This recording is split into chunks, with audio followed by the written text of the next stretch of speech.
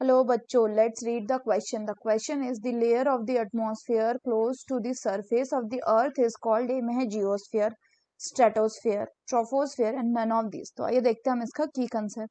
तो अगर हम बात करें इसके की कंसेप्ट की, तो इसका की कंसेप्ट हो जाएगा बच्चों लेयर्स ऑफ द एटमॉस्फेयर.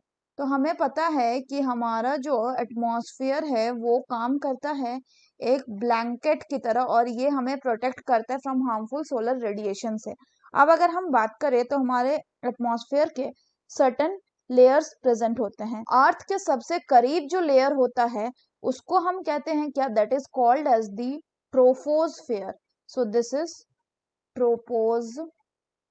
के बाद जो आता है नेक्स्ट लेयर उसको हम कहते हैं स्ट्रेटोस्फेयर, और यहीं पे हमारा प्रेजेंट होता है क्या, स्ट्रेटोस्फेयर में ही हमारा प्रेजेंट होता है ओजोन यानी O3, जो कि अराउंड ये एक्सटेंडेड होता है up to 50 kilometre in height.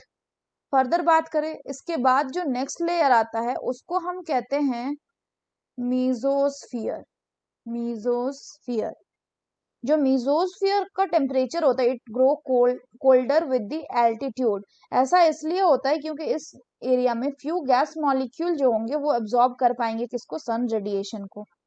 इसके नेक्स्ट वाला जो एरिया होता है उसको कहते हैं क्या, थर्मोस्फियर. थर्मोस्फियर.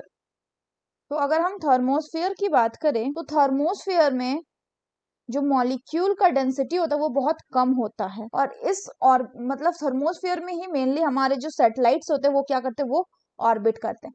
इसके बाद जो सबसे आउटर मोस्ट एरिया होता है उसको हम क्या कहते हैं, that is called as this outermost area of the earth या of the atmosphere is called as exosphere.